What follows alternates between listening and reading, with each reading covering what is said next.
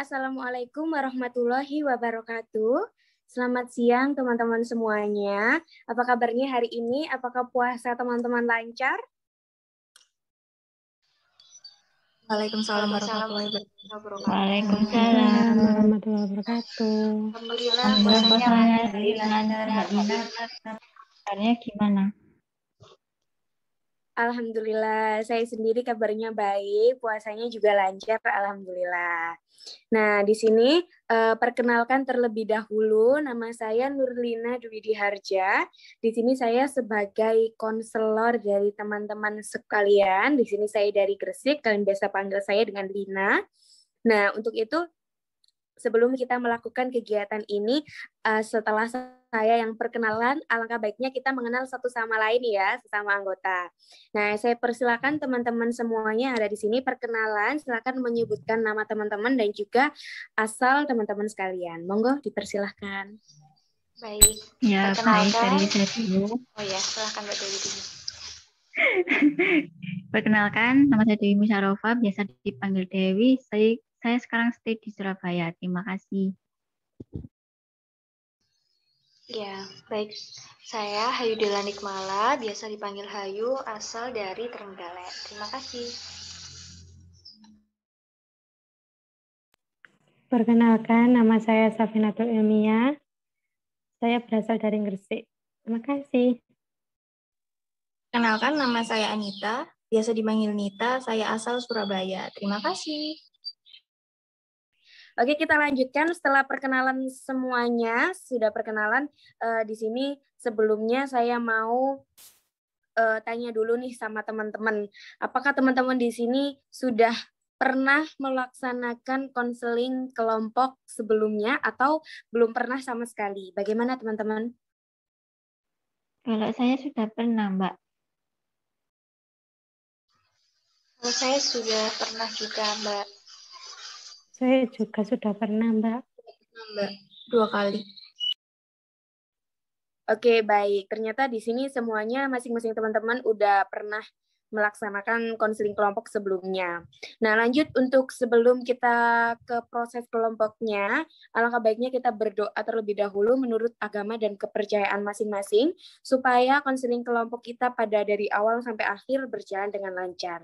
Berdoa menurut agama dan kepercayaan masing-masing, dipersilahkan.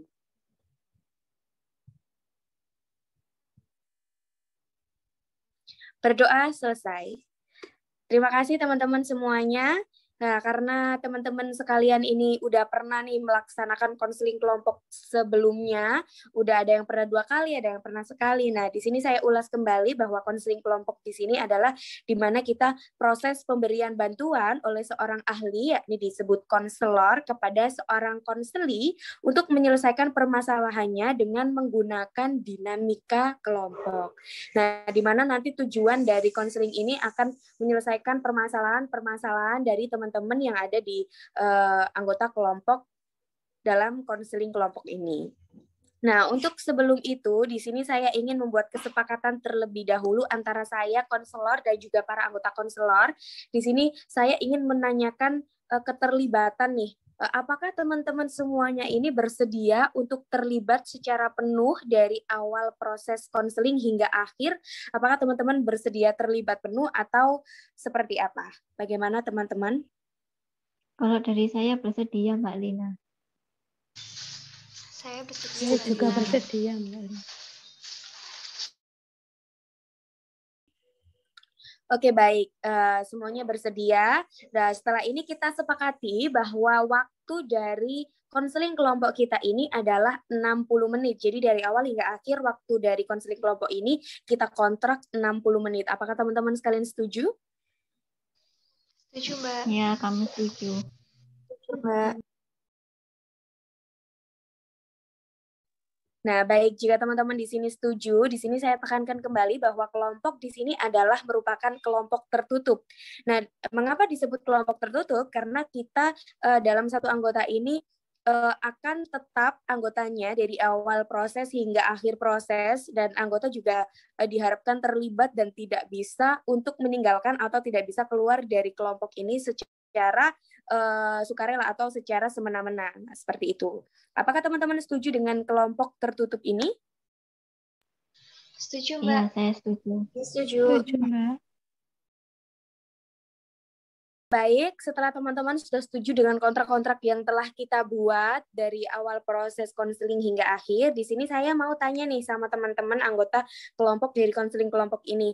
Permasalahan apa sih yang dialami teman-teman akhir-akhir ini, atau apa sih perasaan-perasaan yang mungkin dirasa kurang enak nih dalam diri teman-teman dan menyebabkan permasalahan-permasalahan dalam diri teman-teman ini, dalam kehidupan teman-teman ini, apa yang mengganggu dan juga permasalahan-permasalahan seperti apa yang tengah dirasakan oleh teman-teman sekalian.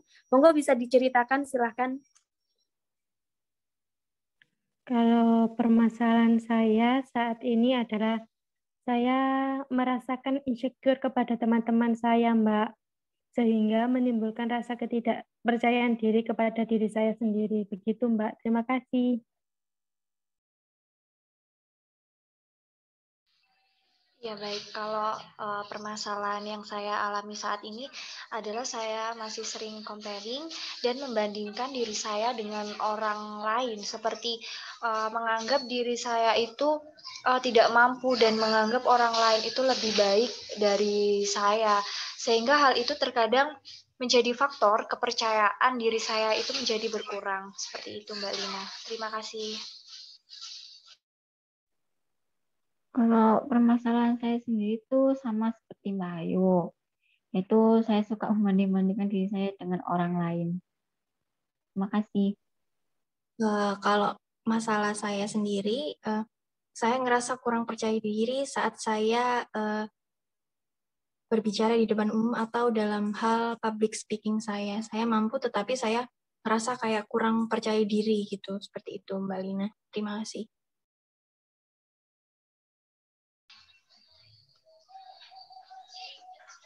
Nah, oke, baik. Dari permasalahan teman-teman semuanya ini, di sini saya ingin untuk memilih di antara cerita teman-teman, di antara permasalahan-permasalahan yang dialami teman-teman, siapa nih Aduh, mulai kena. dalam proses konseling kita saat ini. Di sini dari permasalahan teman-teman semuanya, bagaimana kesalahan yang dialami oleh Mbak Hayu. Nah, jadi selama proses konseling ini kita fokuskan pada satu masalah, yakni permasalahan dari Mbak Hayu. Bagaimana teman-teman, apakah setuju? Ya, setuju Mbak Utama Lina. kita pada hari ini. Setuju, Ya, Mbak. setuju, Saya Mbak. setuju, Mbak Lina. Oke, baik. Apabila teman-teman semuanya di sini sudah setuju dengan fokus permasalahan dari Mbak Hayu, di sini dari Mbak Hayu sendiri, saya mau tanya nih, untuk permasalahan-permasalahan yang tadi diceritakan oleh Mbak Hayu. Bisa tolong diceritakan untuk permasalahan yang dialami Mbak Hayu ini mulainya itu bisa muncul. Iya, Mbak. Jadi saya ini mulai sering membandingkan diri saya dengan orang lain itu sudah sejak lama. Tepatnya pada saat saya duduk di bangku SMP. Nah, di mana saya itu merasa insecure dengan orang lain yang saya anggap itu lebih baik daripada saya sendiri, dan saya tuh merasa kayak nggak mampu dibandingkan orang lain yang saya anggap lebih baik daripada diri saya sendiri tersebut. Seperti itu, Mbak Lina.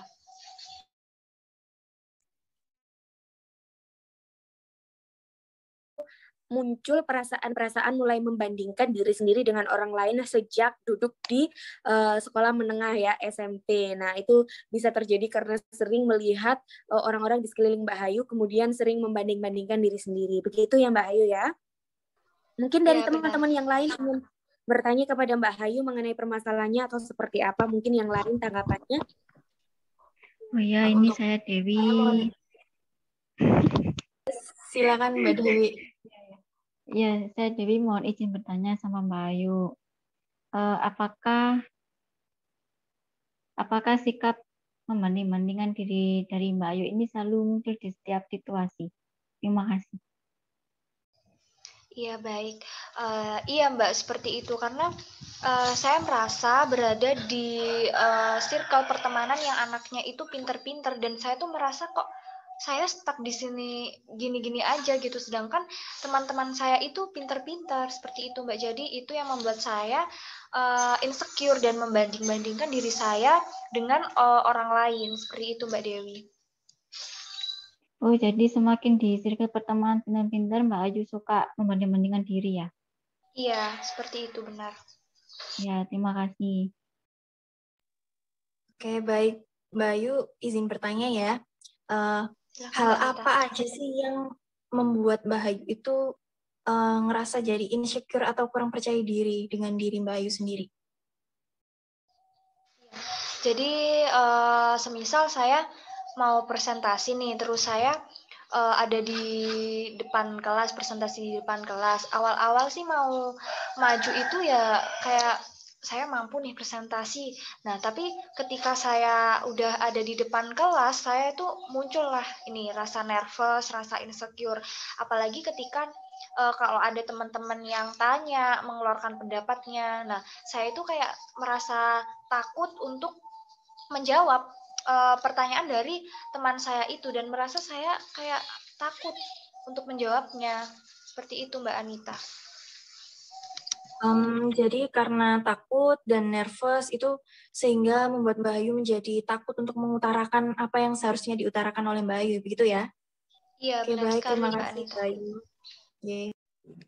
Saya juga mau tanya kepada Mbak Ayu, apakah Mbak Ayu pernah mengalami permasalahan kayak dibanding-bandingkan dengan orang tua atau guru? Begitu Mbak Ayu. Terima kasih. Untuk pengalaman saya pribadi, Mbak Safina, saya pernah dibanding-bandingkan dengan orang lain, apalagi dibanding-bandingkan ini dengan oleh orang tua saya sendiri dengan anak tetangga yang katanya saya tidak bisa seperti dia yang unggul dalam bidang akademik, seperti contoh dia itu mendapatkan nilai 90, sedangkan saya mendapatkan 80. Padahal dengan nilai 80 itu kan sudah baik dan itu merupakan usaha saya sendiri. Nah, itu yang membuat saya menjadi insecure dan menjadi minder seperti itu, Mbak. Apalagi yang membanding-bandingkan saya dengan orang lain tersebut adalah orang tua saya sendiri. Seperti itu, Mbak Safina. Oh, jadi begitu. Terima kasih Mbak Ayu.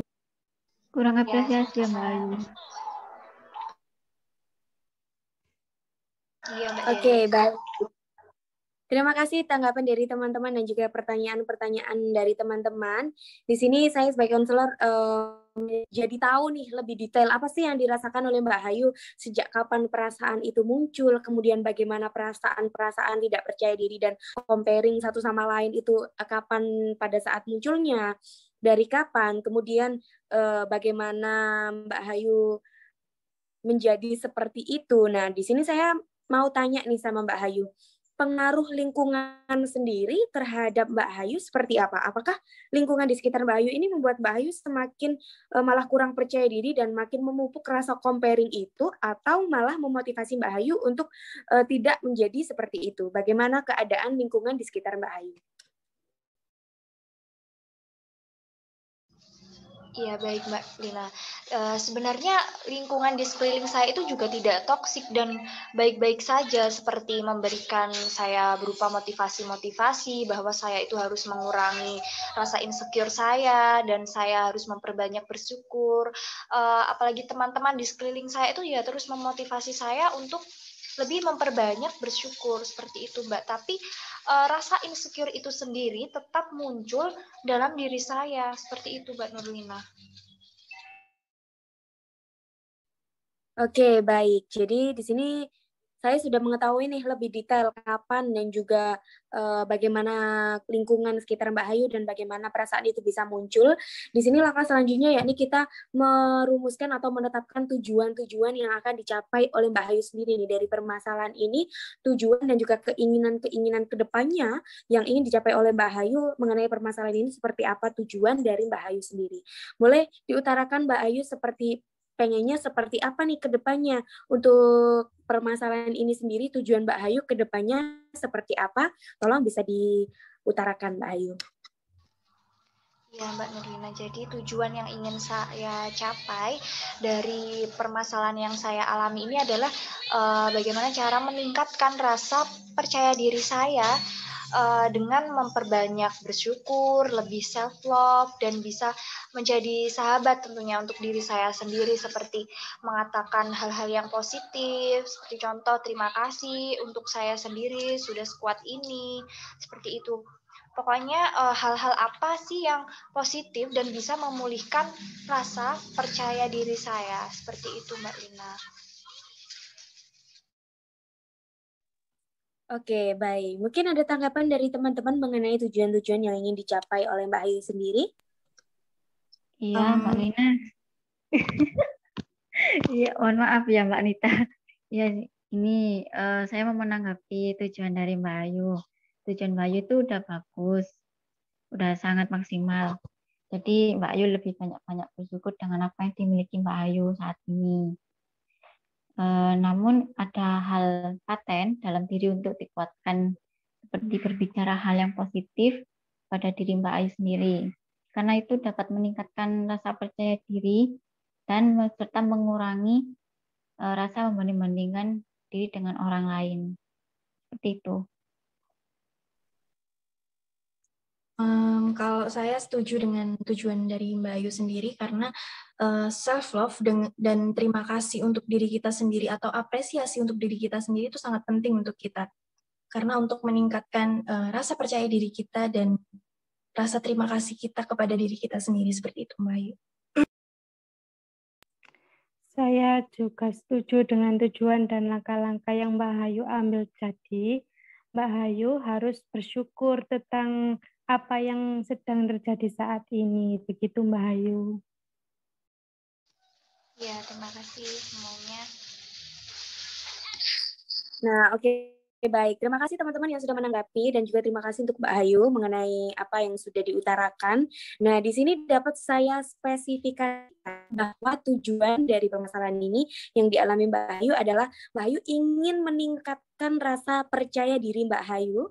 Mbak Ayu ingin stop untuk comparing diri sendiri dengan orang lain, untuk stop membanding-bandingkan diri sendiri dengan orang lain dengan cara lebih bersyukur, lebih self-love, dan juga lebih berterima kasih kepada diri sendiri. Nah, untuk tujuan-tujuan tersebut, di sini saya masuk ke tahap selanjutnya, yaitu teknik yang akan digunakan dalam proses kelompok ini. Nah, di mana teknik yang akan saya gunakan di sini dalam proses kelompok ini adalah implementasi teknik reinforcement.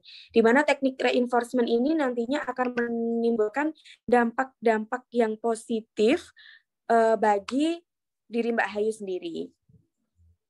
Nah, untuk itu di sini karena penggunaan teknik reinforcement pada implementasi konseling kelompok ini, di sini dari tujuan-tujuan Mbak Ayu ini dapat saya katakan bahwa percaya diri dalam diri Mbak Ayu ini sudah sangat bagus, sudah sangat baik.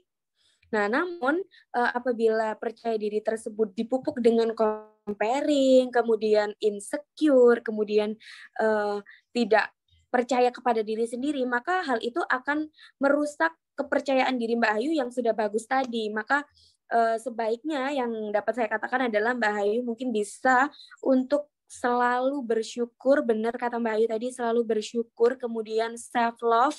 Yang paling penting tadi tanggapan dari Mbak Anita sendiri juga benar banget bahwa berterima kasih pada diri sendiri itu sangat-sangat penting karena berterima kasih kepada diri sendiri dapat membuat kepercayaan diri kita, oh kamu sudah melakukan yang terbaik, kamu sudah mendapatkan nilai yang bagus, kamu sudah berjuang sejauh ini, meskipun hasilnya kurang maksimal di mata orang lain, tapi kamu sudah hebat, kamu sudah bagus. Misalnya seperti itu, pikiran-pikiran positif seperti itu yang nantinya akan memupuk rasa kepercayaan diri Mbak Ayu, dibandingkan dengan fokus kepada kekurangan-kekurangan, atau tadi Mbak Ayu bilang orang tuanya dulu juga sering comparing anaknya sendiri dengan anak-anak tetangga begitu ya. Jadi rasa kurang percaya diri ini malah semakin meningkat karena stigma-stigma negatif itu kadang justru malah datangnya dari orang-orang terdekat kita. Ironisnya itu seperti itu ya, memang orang-orang terdekat kita itu sumber dari keinsecurean kita sendiri.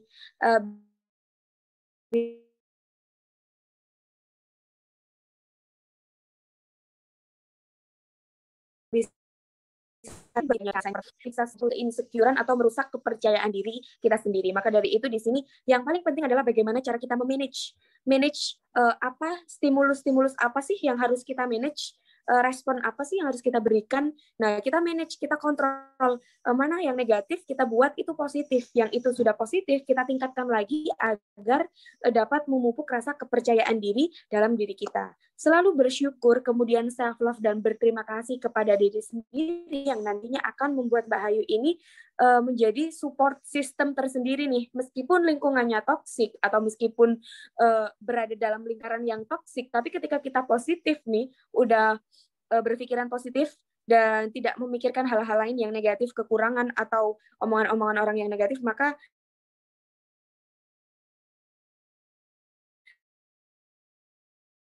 kita dengan yang comparing diri sendiri. Jadi kita harus selalu cinta diri sendiri agar kepercayaan diri dalam diri kita juga meningkat. Seperti itu yang dapat saya katakan. Mungkin dari teman-teman yang lain ada tambahan atau ada pendapat lain, bisa langsung. Saya setuju dengan perkataan dari Mbak Lina tadi, dengan banyak bersyukur, terima kasih kepada diri sendiri, self-love, itu sangat penting untuk kita agar meningkatkan rasa percaya diri kita, rasa percaya diri Mbak Hayu sendiri, agar tidak merasa insecure terus gitu.